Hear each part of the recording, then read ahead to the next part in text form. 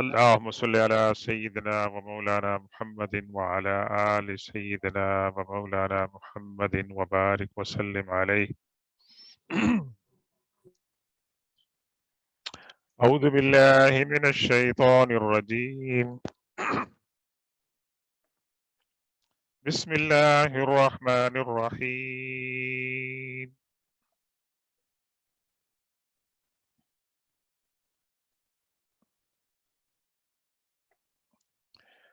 إن الذين لا يؤمنون بالآخرة ليسمون الملائكة تسمية الأنثى وما لهم به من علم إن يتبعون إلا الظن وإن الظن لا يغني من الحق شيئا فأعرض عمن تولى عن ذكرنا ولم يرد إلا الحياة الدنيا ذلك مبلغهم من العلم إن ربك هو أعلم بمن ضل عن سبيله وهو أعلم بمن اهتدى. صدق الله مولانا العظيم وبلغنا رسوله النبي الأمي الأمين الكريم ونحن على ذلك لمن الشاهدين والشاكرين والحمد لله رب العالمين. السلام علیکم ورحمۃ اللہ تعالی وبرکاتہ. ہمارے اعتکاف کے ساتھی یہاں پر موجود ہیں اور آپ لوگ ہمارے تفسیر کے گروپ کے تمام کو السلام علیکم ورحمۃ اللہ تعالی وبرکاتہ. اللہ کے فضل و کرم سے ہم نے پہلا روزہ شروع کیا تھا سیٹرڈے کو اور آج ہم 29 پہ پہنچ گئے ہیں. یہ اللہ کی مہربانی اور توفیق سے ممکن ہوا اور اس کی توفیق اور عنایت کے بغیر کچھ بھی نہیں ہو سکتا. تو اللہ تعالیٰ کا شکر ہے کہ اللہ نے ہمیں اپنی زندگی میں ایک مرتبہ دوبارہ یہ ماہ مقدس عطا فرمایا. اس کی توفیق سے ہمیں بہت سے مواقع ملے اور ہر ایک نے اپنی بساط کے مطابق، اللہ کا دسترخوان تو کھلا تھا لیکن ہم نے اپنی اپنی بساط کے مطابق جو کچھ ہم کر سکے اللہ تعالیٰ اس کو قبول فرمائے، اور جو ہم سے نہیں ہو سکا یا ہم سے غلطیاں ہو گئی، لغزشیں ہو گئی ہے، اللہ تعالیٰ معاف فرمائے اور اپنی رحمت سے، اپنے خزانے غیب سے ہماری جو کمیاں ہیں ان کو پورا فرمائے. اور اللہ تبارک و تعالی جبکہ ہم رمضان مبارک کو تقریباً الوداع کہنے والے ہیں، عالم اسلام کے اندر ابھی بھی ایسے مسلمان ہیں کہ جو انفارچونیٹلی جن کے گھر میں چولہا نہیں جل رہا ہوگا، جن کے پاس عید کے کپڑے نہیں ہوں گے بچوں کے، جن کی چھت ٹپک رہی ہوگی، تو ان کے لیے بھی دعا کریں. اور میں ہمیشہ کہتا ہوں کہ ہماری امت کے اندر بہت سی خرابیاں ہیں، اللہ تعالیٰ ان خرابیوں کو دور فرمائے، لیکن ابھی ہماری امت میں ایک بہت بڑی اچھائی ابھی تک موجود ہے، غم گساری، ہمدردی، غم گساری، غریب کی، نادار کی مدد. ماشاءاللہ مسلمان اس کام میں بہت آگے ہیں، اور شاید اللہ کی مہربانی ہو کہ ہم نے بہت بڑی آفت اور مصیبت سے بچی ہوئی ہے کہ جو ہم غریبوں کی مدد کرتے ہیں، ان کی دعا لیتے ہیں، اور یہ حضور پاک صلی اللہ علیہ وسلم کا کرم ہے اپنی امت پہ کہ ان کے اندر جنراسٹی ہے، اور یہ انشاءاللہ یہ معاملہ جو ہے وہ چلتا رہے گا. تو آج ہم شروع کر رہے ہیں جناب سورہ نجم کی آیت نمبر 27، اور گفتگو کا ٹاپک تھوڑا سا تبدیل ہو گیا ہے. پہلے تھا تقریباً حضور پاک صلی اللہ علیہ وسلم کا سفر معراج تھا، اور اس کے بعد جو سوالات اعتراضات اٹھے تھے ان کو جواب دیا گیا، لیکن سلسلہ کلام جاری ہے ان لوگوں کی ان ریزنیبل باتوں کی، عقائد کی، رسومات کی، جن کے لیے حضور پر تشریف لائے تھے اصلاح کے لیے، تو وہ سلسلہ کلام ابھی جاری ہے. کیا فرمایا آیت نمبر 27 میں؟ بے شک وہ لوگ جو آخرت پر ایمان نہیں لاتے وہ البتہ ضرور فرشتوں کو مؤنث قرار دیتے ہیں. فرشتوں کی کوئی جنس نہیں ہے، ان کی کوئی ایسی بات نہیں ہے. اور جب ہم فرشتوں کو جانتے ہی نہیں ہے، نہ ہماری فرشتوں سے ملاقات ہے، نہ ان کے ساتھ کوئی تجربہ ہے، تو یوں ہی ایک عقیدہ گھڑ لینا اور اس کے پر اصرار کرنا، یہ غلط بات ہے. یہ غلط بات ہے. تو اللہ کے رسول صلی اللہ علیہ وسلم کو اللہ تعالیٰ نے اس آیت میں یہ کیا فرمایا کہ وہ لوگ جو آخرت پر ایمان نہیں رکھتے وہی ہیں جو فرشتوں کو نام دیتے ہیں فیمیل کا مؤنث کا. یہاں دو باتیں آپ غور سے سنیں اس کے اندر، کہ ایک تو عقیدہ آخرت کا انکار ہے اور دوسرا ہے فرشتوں کو مؤنث قرار دینا. ان دونوں کے درمیان کون سا ایسا ربط ہے، کون سا ایسا لنک ہے کہ اللہ تعالیٰ نے ان دونوں کے درمیان ان کو ملا کر جوڑا ہے؟ جو شخص مسلمان ہوگا، آخرت پر ایمان رکھتا ہوگا، وہ ایسی واہیات بات نہیں کرے گا، کیونکہ یہ الزام ہے اللہ کے اوپر کہ اللہ نے فرشتوں کو مؤنث بنایا ہے. اور نعوذ باللہ ثم نعوذ باللہ فرشتے اللہ کی بیٹیاں ہیں.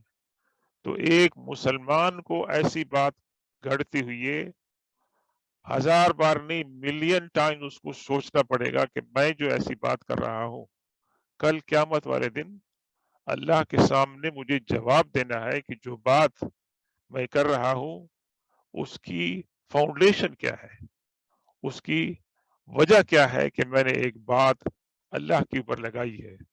تو اس سے کیا پتہ چلتا ہے کہ بھی اسلام کے اندر جو جواب دہی، اکاؤنٹیبلٹی کا جو تصور ہے وہ بہت بڑا ہے. ہم جو بھی کام کرتے ہیں کس وجہ سے کرتے ہیں؟ سارا دن بھوکے پیاسے رہتے ہیں، رات کو عبادت کرتے ہیں، جاگتے ہیں، قربانی کرتے ہیں آرام کی.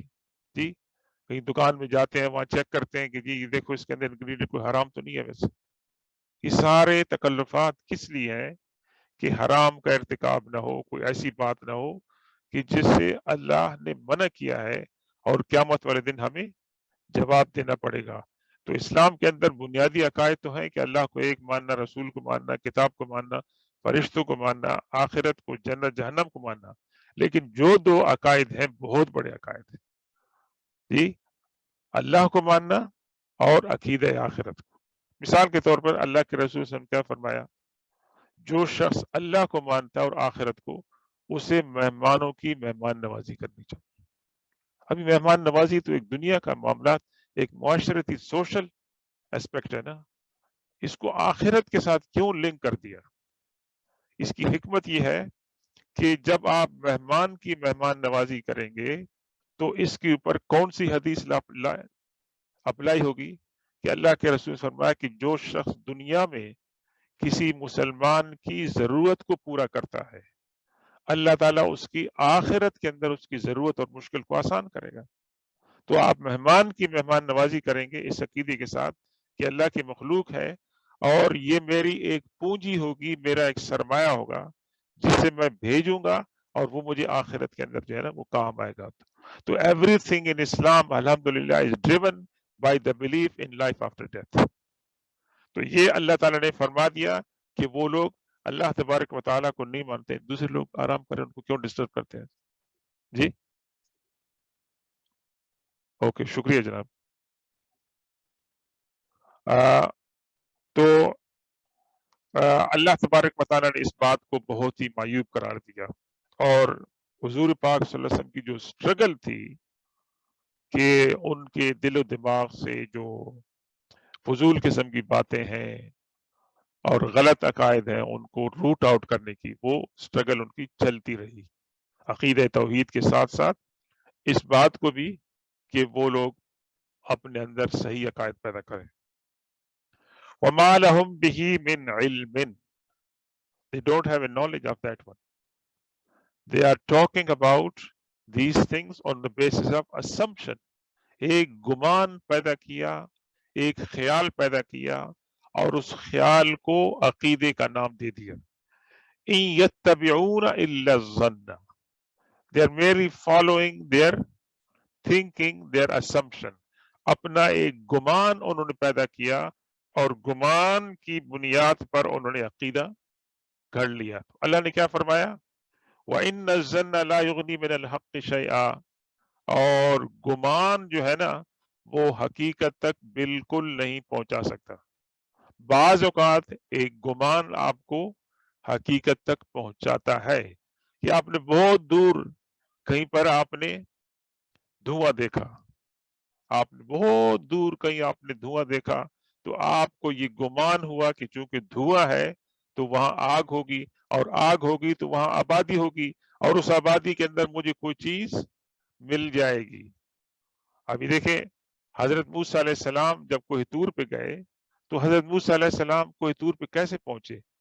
کہ موسیٰ علیہ السلام was travelling in the night, winter کی نائٹ, ٹھنڈی جی, اور رات کا اندھیرا, تو ان کو ایک جگہ لائٹ جو نظر آئی تو فرمایا کہ میں وہاں چلتا ہوں, دیکھتا ہوں کہ وہاں کیا چیز ہے, اور میں وہاں سے تھوڑی سی آگ کی چنگاری لے کے آؤں گا, اور اپنے گھر والوں کو بتایا کہ تاکہ آپ اسے آگ سے لے کے کچھ آپ کو تپش وغیرہ مل جائے اس سردی کے اندر. تو موسیٰ علیہ السلام کے سامنے ایک چیز تھی, اس کی بنیاد پر گئے, اور وہاں ان کا یقین جو ہے نا وہ ہو گیا کہ انہوں نے عین الیقین دیکھا جو کچھ انہوں نے. لیکن یہ جو بات تھی کہ انہوں نے مطلب یہ ان لوگوں نے جو بات گھڑی تھی, انہوں نے کس بات کی بات پڑی؟ انہوں نے گمان کی بات گھڑی تھی, اور گمان جو ہے اسلام کے اندر جو ہے اس کو منع کیا گیا. گمان جو ہے وہ منع کیا گیا. ہم لوگ بعض اوقات بدگمانی کرتے ہیں اللہ کے لیے کہ مجھے یہ مصیبت پہنچی, اللہ نے کی ہوگی. ہاں, کوئی اور کسی کو, میں نے آپ کو دیکھا آپ اس طرح تھے, میں نے آپ کے سامنے بدگمانی کر دی, پتہ نہیں آپ کس موڈ میں تھے, کس حال میں تھے, میں نے آپ کو دیکھا اور میں نے ایک گمان کر لیا بس خواہ کا. تو ان بعض الظن اسم, اللہ تعالیٰ نے فرمایا کہ بعض جو گمان ہوتے ہیں وہ گناہ ہوتے ہیں. اللہ تعالیٰ نے اس امت کو معاف فرمایا ہے کہ جو ہمارے دل میں خیالات آتے ہیں, ایز لانگ اس کے اوپر ہم ایکٹ نہ کریں, تو خیالات کی حد تک ہے تو وہ معاف ہے. لیکن بعض اوقات وہ خیال جو ہے نا وہ پختہ ہو جاتا ہے. مثال کے طور پر وہ حسد کے اندر تبدیل ہو جاتا ہے. میں آپ کو دیکھ رہا ہوں, آپ ایسے ہیں, ویسے میں دیکھا کہ اس نے ایسے کپڑے پہنے, یہ ہوا وہ ہوا اس طرح, لیکن وہ تھوڑا سا اور بڑھ گیا, میں نے اس کے اندر اور اب کیوریسٹی اپنی دماغ کے اندر. تو وہ جو حسد پہنچتا ہے, تو حسد کیا ہے کہ وہ نیکیوں کو ایسے کھاتا ہے, حدیث پاک میں آتا ہے جس طرح آگ لکڑیوں کو جلاتی ہے. تو حسد سے اللہ تعالی ہم سب کو بچائے, اور ان کو جو ہے نا اللہ تعالیٰ نے منع کیا اس سے. فَأَعْرِضْ عَمَّنْ تَوَلَّى عَنْ ذِكْرِنَا وَلَمْ يُرِدْ إِلَّا الْحَيَاةَ الدُّنْيَا. حضور پاک صلی اللہ علیہ وسلم کو اللہ تعالیٰ یہاں نصیحت فرما رہے ہیں. نصیحت فرما رہے ہیں کن لوگوں کے بارے میں؟ کہ جن لوگوں کا رویہ بہت ہی ریجڈ تھا, آپ کی کوششوں کے باوجود بھی ان کی پر اثر نہیں ہو رہا تھا. تو اللہ نے کیا فرمایا؟ فَأَعْرِضْ, ٹرن اوے فرام them, ان سے آپ روح گردانی کر لیں.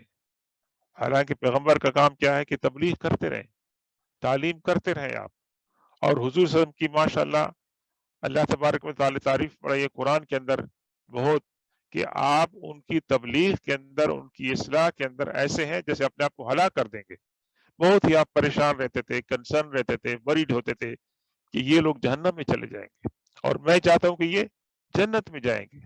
کیا فرمایا کہ آپ تو جو ہے نا ان چھوٹے چھوٹے جگنی پرندے کی طرح ہیں, کیڑے مکوڑوں کی طرح ہیں, کہ میں ان کو, وہ آگ کے اوپر اپنی جان ڈالتے ہیں اور میں ان کو کولوں سے پکڑ کے نکالتا ہوں کہ don't throw yourself there, this is distraction.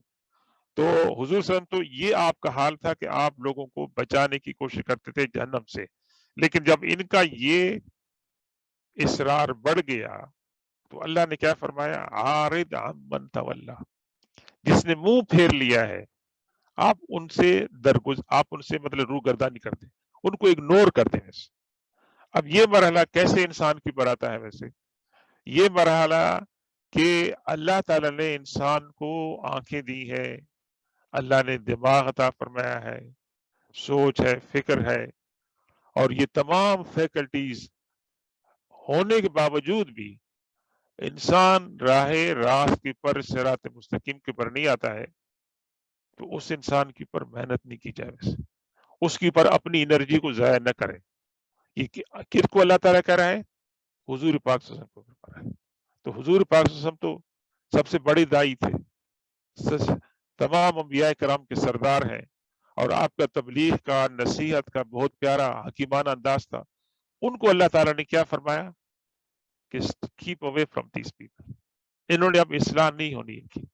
تو ان کے دلوں کی حالت کو تو اللہ تعالیٰ جان چکا تھا کہ فیوچر میں they will remain on the same one, so instead of spending investing your time on them, کسی اور کی اصلاح کر جائے.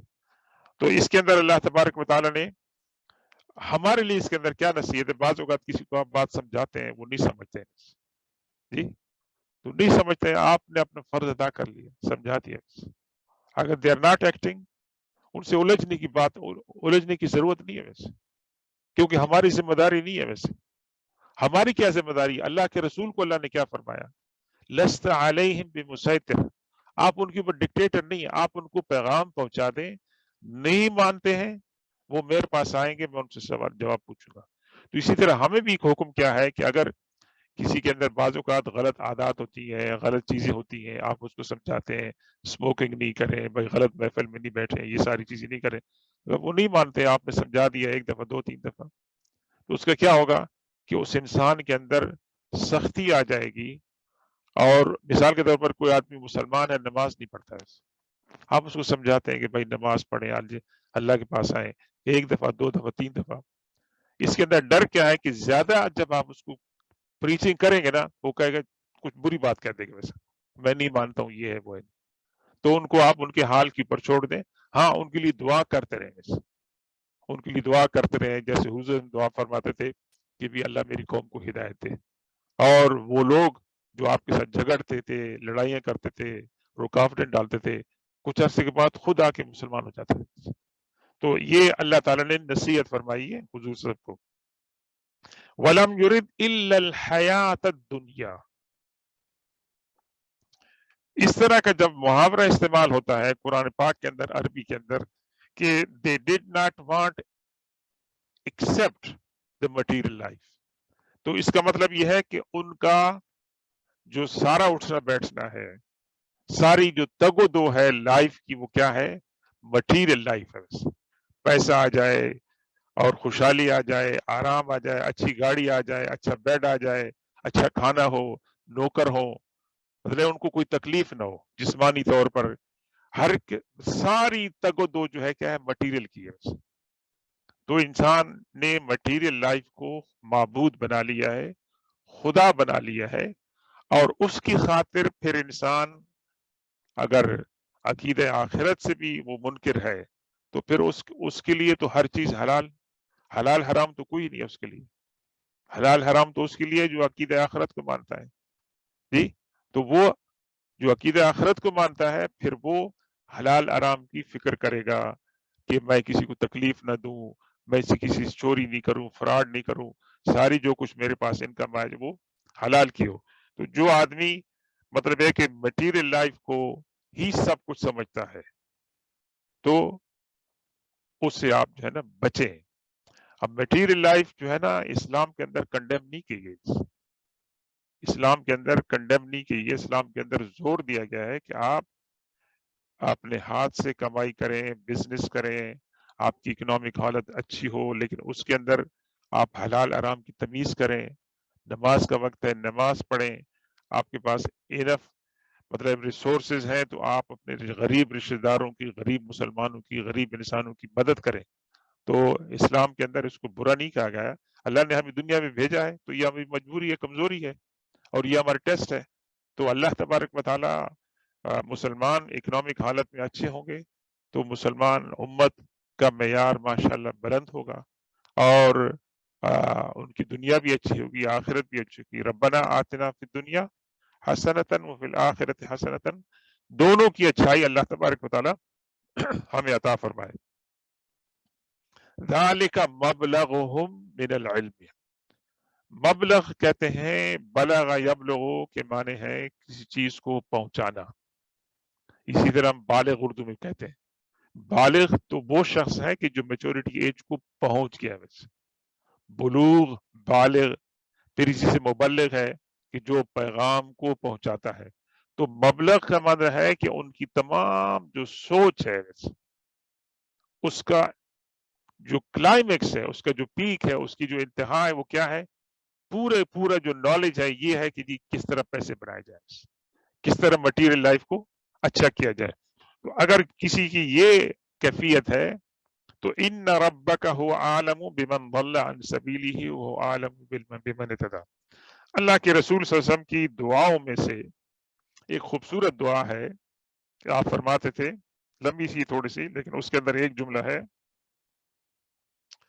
اللہم لا تجعل الدنیا اکبر ہمنا ولا مبلغ علمنا، اے اللہ دنیا کی طلب ہماری کوششوں میں سب سے زیادہ اس کا حصہ نہ ہو، اور ہماری معلومات ہمارے علم کی منتہا نہ ہوئے، یعنی میرا جو علم ہے معلومات ہے ہر وقت اسی میں رہے کہ میں نے آج 100 پاؤنڈ کمایا تو کل میں 200 کیسے کماؤں گا، اسی میں، اور اس کے اندر میں اپنے بہن بھائیوں کے، والدین کے، انسانوں کے، اللہ کے حقوق کو میں بھول جاؤں، اس کی میں فکر نہ کروں، تو اللہ تعالیٰ مجھے اس سے بچائے۔ یہ اللہ کے رسول صلی اللہ علیہ وسلم کی دعا ہوتی تھی، اللہم لا تجعل الدنیا اکبر ہمنا ولا مبلغ علمنا ولا الی النار مصیرا، تھوڑی سی لمبی ہے اس کے بعد جیسے، تو یہ دعا بڑی خوبصورت دعا ہے، یہ مبلغ کی تعریف کرتی بتائی گئی ہے۔ ان ربک هو عالم بمن ضل عن سبیلہ وهو عالم بمن اهتدى، بے شک آپ کا رب جانتا ہے، سب سے زیادہ وہی جانتا ہے کہ ہدایت سے کون بھٹک گیا ہے، جی سبیل ہی اللہ، جیسے آپ کہتے ہیں نا سبیل اللہ، اب سبیل اللہ سے تو ہم مراد کیا لیتے ہیں، جو آپ کسی کو فری میں کوئی چیز دیتے ہیں، لیکن سبیل اللہ سے مراد everything done in the cause of Allah سبحانہ و تعالی، سبیل اللہ، یہ سبیل اللہ سے مراد جو ہم نے لمیٹڈ مانا لیا نا، سبیل اللہ میں آپ کسی کو فری چیز دیں، ٹھیک ہے وہ بھی ہے، لیکن سبیل اللہ کا معنی ہے راہ خدا میں جو بھی کام کیا جائے، بس آپ نماز پڑھتے ہیں وہ بھی سبیل اللہ، بس آپ کی فرض نماز ہے، جی آپ صبح اسکول بچوں کو چھوڑ کے آتے ہیں، بس یہ بھی سبیل اللہ ہے کہ آپ بچوں کی حفاظت کرنا چاہتے ہیں، ان کی مدد کرنا چاہتے ہیں، آپ کسی کو افطاری کراتے ہیں، جی آپ کسی کو راستہ بتا دیتے ہیں، ڈائریکشن بتاتے ہیں، یہ بھی سبیل اللہ ہے ویسے، جی تو جو کام بھی اللہ کی رضا کے لیے کیا جائے وہ سبیل اللہ ہے۔ وَهُوَ أَعْلَمُ بِمَنِ اهْتَدَى، اور وہ اس کو بھی جانتا ہے کہ کون ہدایت کی پر ہے۔ ہم دنیا میں جھگڑے کرتے ہیں نا جی، آپ صحیح ہیں میں غلط ہوں، یہ ہے وہ ہے، ایون تو ہم قرآن کو لے آتے ہیں اس کو کھینچتے ہیں، ویسے حدیث کو لے آتے ہیں، سنت کو لے آتے ہیں اس کو کھینچتے ہیں اپنے اپنی مرضی کے مطابق، تو اللہ تعالیٰ قیامت والے دن فیصلہ کرے گا انشاءاللہ، اس کا علم ہے کہ کون صحیح تھا کون غلط تھا، اس کے اندر زیادہ بحث وغیرہ کی ضرورت نہیں ہے، تمام چیزیں قرآن و حدیث کے اندر کلیئر ہے ماشاءاللہ۔ اس کے بعد کیا فرمایا، وَلِلَّهِ مَا فِي السَّمَاوَاتِ وَمَا فِي الْأَرْضِ لِيَجْزِيَ الَّذِينَ أَسَاءُوا بِمَا عَمِلُوا وَيَجْزِيَ الَّذِينَ أَحْسَنُوا بِالْحُسْنَى۔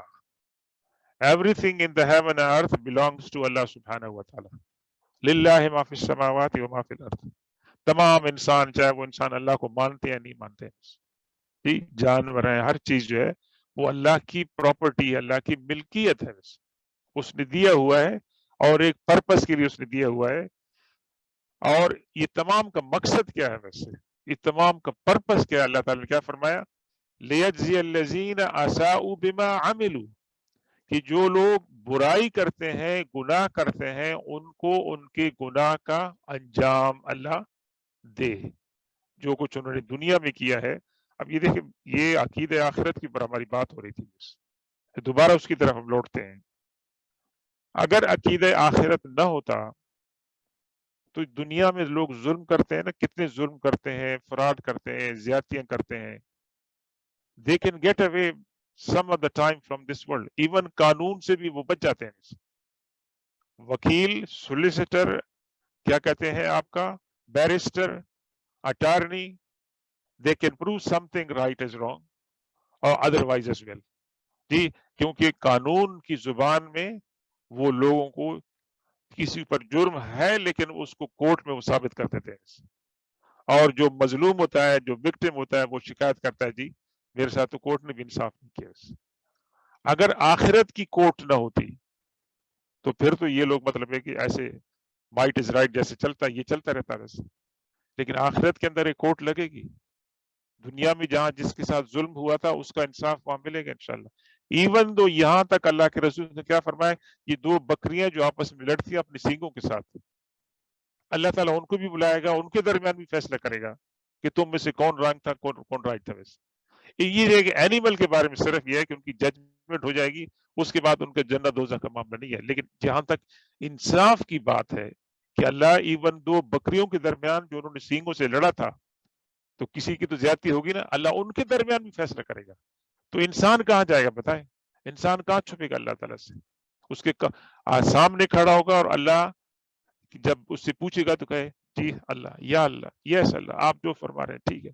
वहां तो आर्गू नहीं करेगा। वैसे वहां तो उसकी आंखें खुल जाएंगी कि जिस चीज को मैं समझता था कि एक मैं गुमान है, लोग खुदा खड़ा हुआ है, it will be reality there. वहां तो खड़े हो जाएंगे। और ये सबसे बड़ा इम्तिहान है इंसान का, ईमान बिल गैब के ऊपर। खुदा को देखा नहीं है, खुदा के रसूल ने बताया, तो खुदा के रसूल से पूछे जी आपने अल्लाह को देखा है? वैसे आप कैसे कहते हैं ना, इंसान मतलब गुस्ताखी पे यहाँ पर उतर जाता है वैसे कि जी इस तरह गुस्ताखी करता है।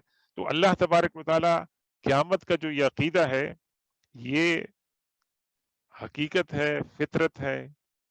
और ये अकीदा जो है इंसान को बहुत से गुनाहों से बचाता है। खास तौर पर वो गुनाह जो तन्हाई के अंदर होते हैं, जिनको कोई इंसान नहीं देख सकता। जी, आपने चुपके से कोई चीज खा ली है, आपने कहा मैं तो रोजा रखा हुआ है, कोई चीज पड़ी आपने उठा ली है, वैसे कौन देख रहा है? वैसे कैमरे तो अभी लगे हैं ना। वैसे इवन कैमरे होते हैं फिर भी लोग उसकी फिक्र नहीं करते। दुकान में कैमरे लगे थे, लोग जाके चोरी करते हैं। वैसे कभी मास्क पहन लेते हैं, कभी कहते हैं कि भी क्या होगा। अभी हमारे यहाँ कुछ अर्सा पहले, मेरे ख्याल में 6 महीने, हमारी फैमिली की मस्जिद के अंदर फजर से तकरीबन आधा पौना घंटा पहले, वो दिन बिल्कुल मेन रोड है, वो बहुत बड़ी 2 कारें लेके आए, कार को अंदर दुकान के अंदर लेके जाते, सोने की दुकान थी। और उसको किसने पकड़ा?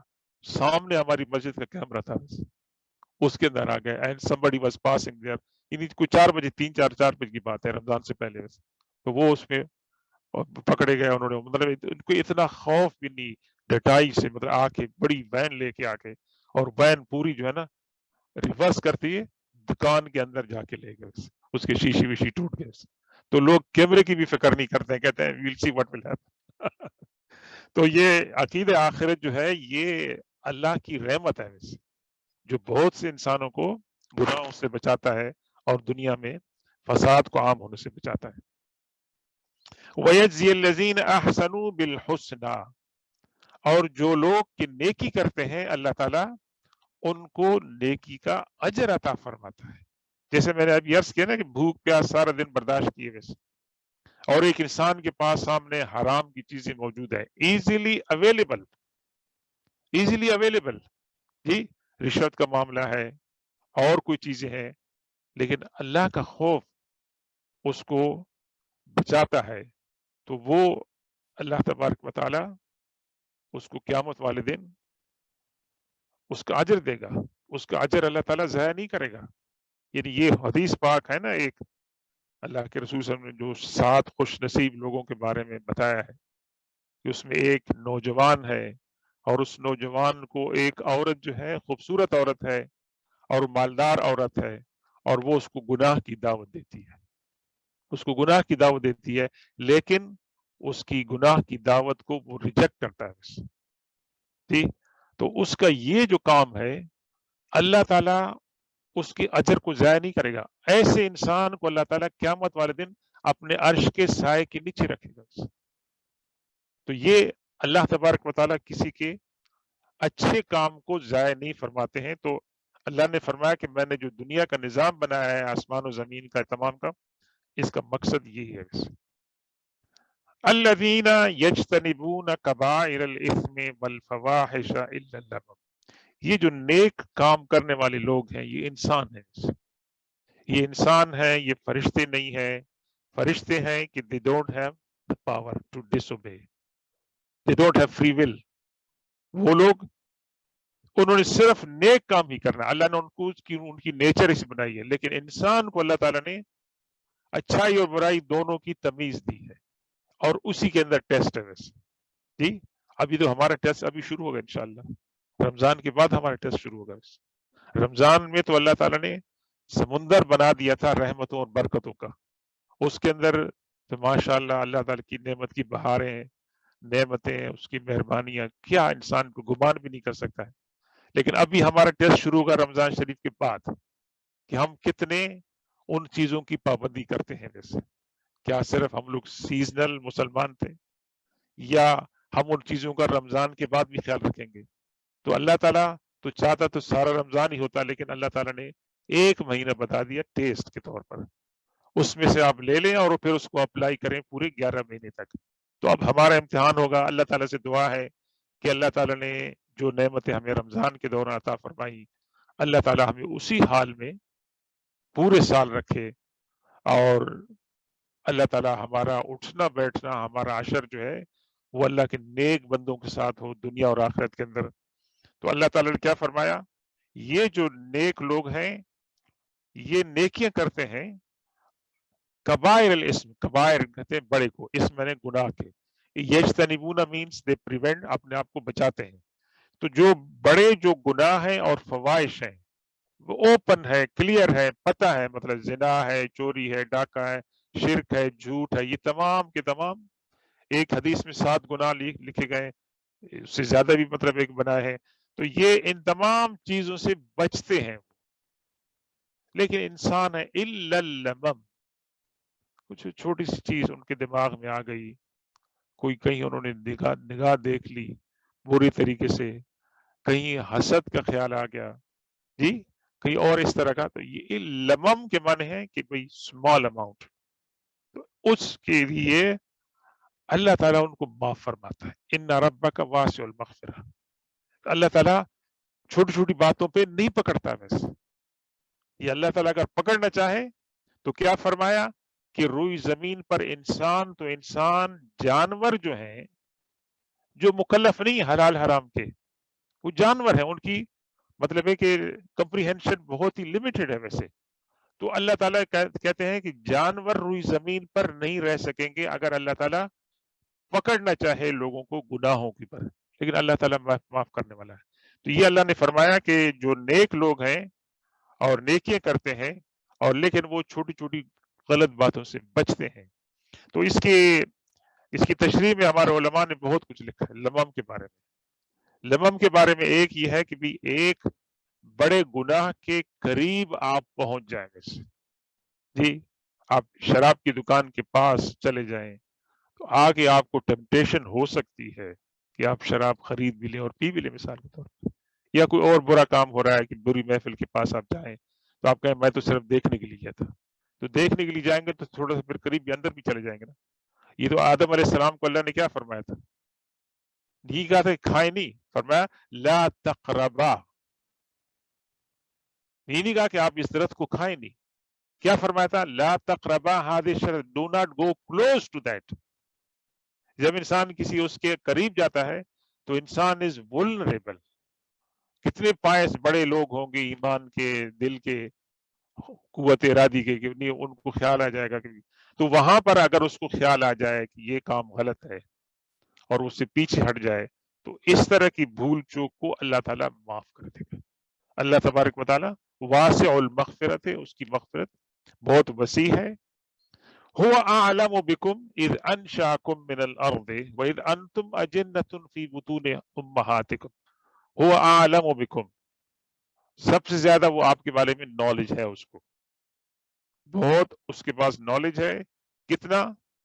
جب اس نے تم کو زمین سے پیدا کیا، جب ہم مٹی میں تھے، ہمارا خبیر جب مٹی میں تھا تو اللہ کو اس وقت پتا تھا کہ ان میں سے کون کون جو ہے وہ کیا کیا نیکی اور برائی کرتے. اس وقت سے عالم ازل کے اندر اللہ نے جب پوچھا تھا تو اس وقت اللہ کو علم تھا. پھر وَإِذْ أَنْتُمْ أَجِنَّةٌ فِي بُطُونِ أُمَّهَاتِكُمْ، اب ماں کے پیٹ کے اندر جنین کہتے ہیں کس کو؟ چھوٹے سے بچے کو جو ایمبرائل جو ابتدائی سٹیجز کے اندر ہوتا ہے، جب خون کے اندر لوتھڑے کے اندر ہوتا ہے، ابھی اس کے آرگنز ڈیولپ بھی نہیں ہوتے ہیں. اجنہ وہ ہے جب تم اپنی ماں کے پیٹ میں تھے تو اللہ اس وقت بھی تمہیں جانتا ہے. یعنی اللہ کا علم ہے کہ ماشاءاللہ کہ ماں کے پیٹ کے اندر ڈارکنیس ہے. پتہ کیا ہوتا ہے؟ اللہ کو اس کا پتہ ہے بس. اور اللہ وہاں اس کو فیڈ کر رہا ہے بس. اللہ تعالیٰ وہاں اس کی ڈیولپمنٹ کر رہا ہے بس. اور اللہ تبارک و تعالیٰ اس کے بارے میں باتیں تحریر فرما رہا ہے کہ اس کا فیوچر کیا ہوگا، کتنی عمر ہوگی، یہ تمام چیزیں. لیلۃ القدر کے اندر ایک بات کیا ہوتی ہے کہ قدر کے معنی ہوتے ہیں اسٹیمیشن، کہ اللہ تبارک و تعالیٰ اس کے اندر اگلے سال کے فیصلے فرماتا ہے اور ہم وہاں پر حاضر ہوتے ہیں اللہ سے کہ ہمارا جو نیکسٹ کیلنڈر ہے وہ جو ہے نا اللہ تعالیٰ اس کو اچھا بنائے. فلا تزکوا انفسکم هو اعلم بمن اتقى. تو تزکیہ معنی ہے کہ پاک اور صاف ہونا. جی مطلب اپنی تعریف خود ہی کرنا ہے. جی میں تو 5 نمازیں پڑھتا ہوں، اشراق پڑھتا ہوں، حج کرتا ہوں، اتنی تلاوت کرتا ہوں، میں صدقات و خیرات کرتا ہوں، کیا بات ہے جی میرا بچہ ایسے ہے، میری کوئی بیوی ایسی ہے، میرے نانا ایسی ہے. جی فلا تزکوا انفسکم، اپنے میاں مٹھ اپنی زبان سے میاں مٹھ مت بنو، اپنے آپ کو پاک و صاف مت دکھاؤ. اللہ عالم، اللہ تبارک و تعالیٰ جانتا ہے کون بمن اتقى، کون اللہ تبارک و تعالیٰ سے صحیح معنوں میں جو ہے وہ ڈرتا ہے. تو اللہ تبارک و تعالیٰ نے یہ تمام باتیں جو ہے ان کو بتا دی ہیں. اب اس میں اندر ایک جو لفظ ہے یہ تزکو، تو یہ اس کے بارے میں ایک روایت ہے. حضرت امام مسلم نے محمد بن عمرو بن عطا رضی اللہ تعالیٰ سے روایت کی ہے اس آیت کی تفسیر کے بارے میں کہ وہ کہتے ہیں کہ میں نے اپنی بیٹی کا نام برہ رکھا. برہ مطلب بہت زیادہ نیک. اب یہ کہ اسلام کے اندر جو نام ہیں وہ جب نام رکھے جائیں تو ان کے اوپر غور کیا جائے کہ ہم کس قسم کے نام رکھتے ہیں.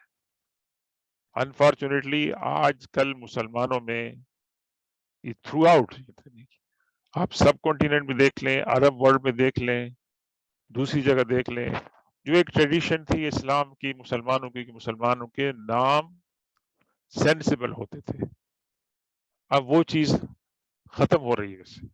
اسلامی نام جو ہے لوگ کم رکھ رہے ہیں. بلال کا کہتے ہیں بلال کا نام کیوں رکھتے ہیں؟ عبداللہ کوئی نام ہے؟ استغفر اللہ، عبداللہ از دا مور بیوٹیفل نیم. اور یہ حضور صاحب کو بہت پسند تھا. کئی لوگوں کے نام آپ نے چینج کر کے عبداللہ رکھے، بس عبد الرحمن رکھے، کسی صحابی کے نام پر رکھا. مطلب بچیوں کے نام حضور کی صحابیات تھیں، حضور کی ازواج مطہرات تھیں، پھر ہمارے پاس جو ہے انبیاء کرام ہیں ان کی ازواج ہیں، یہ تمام نام وہ نام رکھے جائیں. تو برہ نام جب رکھا انہوں نے تو اللہ کے رسول صلی اللہ علیہ وسلم نے کیا فرمایا؟ یہ آپ نے برہ نام کیوں رکھا ہے؟ اس کا نام زینب بنت سلمہ، زینب رکھو اس کا نام. اللہ کے رسول صلی اللہ علیہ وسلم نے یہ نام چینج کر دیا. تو یہ اس وجہ سے تھا کہ وہ اس نام سے یہ تاثر ملتا تھا کہ یہ جو بچی ہے یہ تو ماشاءاللہ پاک صاف ہے، چاہے اس کا عمل جو ہے وہ اس کے خلاف ہو اور کچھ بھی اس کے بارے میں جو ہے نا ایسی باتیں انہوں نے کہی تھی. تو یہ آیت نمبر 32 ہے سورہ نجم کی. ہماری خواہش تو تھی کہ آج اس کو کنکلوڈ کرتے، لیکن ابھی کچھ اور آیات ہیں ان کی تشریح کی ضرورت ہے. تو اللہ تبارک و تعالی جو کچھ ہم نے کہا ہے، پڑھا ہے، سنا اس کو قبول فرمائے. اللہ تبارک و تعالی اس ماہ مقدس کے جو تھوڑا بہت وقت بچ گیا ہے اس کے اندر جو اللہ کی خیرات ہیں، نعمتیں ہیں، ان کو حاصل کرنے کی توفیق عطا فرمائے. اور آپ لوگ ہمارے تفسیر کے لوگ ماشاءاللہ آپ لوگوں نے جو عبادات کی ہیں، جو خیرات کی ہیں، ریاضت کی ہے، رات کو جاگے ہیں، آپ لوگوں نے تراویح پڑھی ہے، سحری کی ہے اور افطاری کی ہے، غریب نادار لوگوں کی جو آپ نے مدد کی ہے، دعائیں کی ہیں، اللہ تعالیٰ یہ دعا کریں اللہ تعالیٰ تمام ہم سب کی یہ نیک کام قبول فرمائے ملے، اور اللہ تبارک و تعالیٰ ہمیں رمضان مبارک کے بعد استقامت عطا فرمائے، اور اللہ تعالیٰ یہ جو دنیا کی اننیسیسری ڈسٹریکشنز ہیں، نفس کی، شیطان کی، غلط ماحول کی، اللہ تعالیٰ ہمیں ان سے بچائے، اور اللہ تعالیٰ ہمیں سیدھے راستے پر، حضور صلی اللہ علیہ وسلم کے راستے پر گامزن فرمائے۔ وصلی اللہ تعالیٰ علی خیر خلقی سیدنا و مولانا محمد و آلہ و اصحابہ اجمعین برحمتک یا ارحم الراحمین۔ آمین۔